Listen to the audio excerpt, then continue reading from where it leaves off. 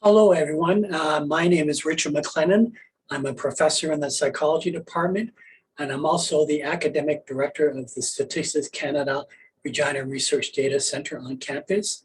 If you'd like to contact me, my email address is just simply richard.mclennan@uregina.ca. And my presentation today is to tell you how to use Statistics Canada data for research.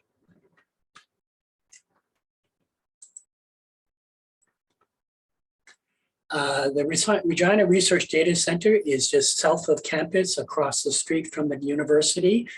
It's in the Research Park Innovation Place, and it's in Suite 190, number 2 Research Drive. The telephone number and the email address is given there.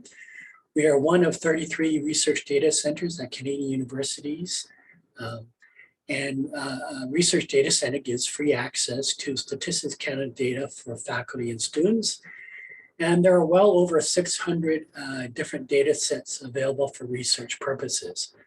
Our sponsors there are the Canadian Research Data Center Network, the Government of Saskatchewan, and the University of Regina. I cannot even attempt to describe all the different 600 data sets that are available in the Research Data Center, but I thought I'd just give you a sampling of some of the student projects that have used Statistics Canada data in the past.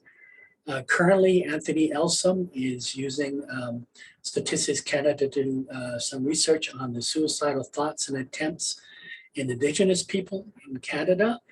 My current honors student, Danae Easton, is looking at the relationship between childhood victimization and dating violence. My honors students from last year, Zoe, she looked at how social support influences life satisfaction in Canadians with disabilities.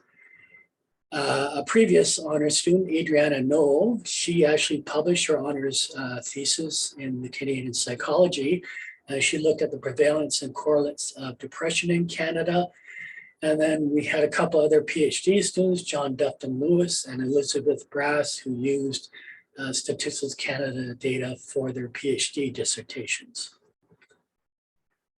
Now, to tell you some of the benefits of using Statistics Canada data, first off, it's our archival data. It's already been collected. So therefore, you do not require any ethics review. As well, there is no time-consuming data collection required. They often employ very large samples. So for example, last year, Zoe used the Canadian Community Health Survey, and there was over 113,000 cases in that survey. Statistics Canada also uses very sophisticated sampling techniques. They do something called multi-stage stratified random cluster sampling. And the reason they do this is they can adjust for sampling biases and non-responses, and that makes their data much more representative of the Canadian population. So for example, you could project the results for the Canadian Community Health Survey to over 31 million Canadians. They also often have very large surveys. Again, to give you another example, Danae Easton is using the General Social Survey, which is actually an international survey that Statistics Canada participates in. And the most recent version of that survey has over 400 questions on abuse alone. So that's a very comprehensive survey looking at people's abuse experiences. To give you an idea of how you can find out more about Statistics Canada data, you can go to what's called the Nestar website, and you can explore the Statistics Canada data sets there. They're listed under the microdata RDC surveys. They have file descriptions, user guides that are actually quite comprehensive, usually hundreds of pages long. The actual questionnaires, which often take a long time to load because they are so big, hundreds of questionnaires. But keep in mind, they also may employ branching, and they may skip some questions, such as if you were asked if you tried pot and you say no, then they won't ask any further questions about your pot use.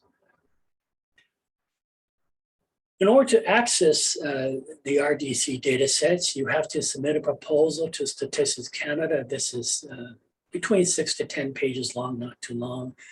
The major headings of the proposal there are given, and it's very much like a thesis proposal, so nothing really onerous to do. And once your proposal is approved, then you have to go through an orientation training session. You have to get security clearance with fingerprinting, and the RDC actually will pay for that. You have to swear an oath of confidentiality, sign a microdata user agreement, and then you become a deemed employee of Statistics Canada. And the last thing you have to do is once your project is completed, you have to actually submit the final product, in that case, your thesis, to Statistics Canada.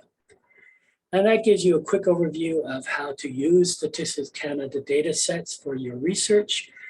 I'm probably willing to support about 2 honors students this upcoming academic year who want to use Statistics Canada data for their research. And it's up to you to find a data set that you're interested in using, and you can contact me. Again, my email is richard.mclennan, MacLennan, @uregina.ca.